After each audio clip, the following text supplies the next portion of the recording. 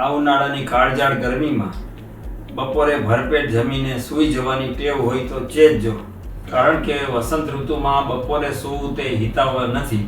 શું તમને ખ્યાલ હતો કે શિયાળો, ઉનાળો અને ચોમાસું તેની સાથે બીજી બબે ઋતુ પણ જોડાયેલી છે? શિયાળામાં હિંમત અને શિશિર, ઉનાળામાં વસંત અને ગ્રીષ્મ, અને ચોમાસામાં વર્ષા અને શરદ.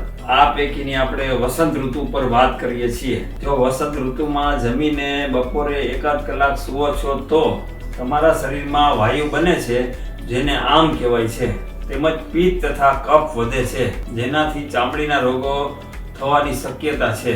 ઉપરાંત તમારી પાચન શક્તિ નબળી પડે છે, જેમાં ગેસ, એસિડિટી, કબજિયાત જેવા પાચનને લગતા રોગો, ઉપરાંત મેદસ્વીતા પણ આવવું અને લોહી ચીકણું તથા ઘાટું થવાની શક્યતા રહે છે. તેમજ ડાયાબિટીસ અને બીપી પણ કંટ્રોલ બહાર જવાની સંભાવના રહે છે. જેથી કરી આ વસંત ઋતુમાં બપોરે સૂવાનું ટાળો. જો તમને પણ આ બધી તકલીફો પહેલેથી જ છે તો આજે જ નાડી પરીક્ષણ દ્વારા તેમનો કાયમી ઉકેલ કરો.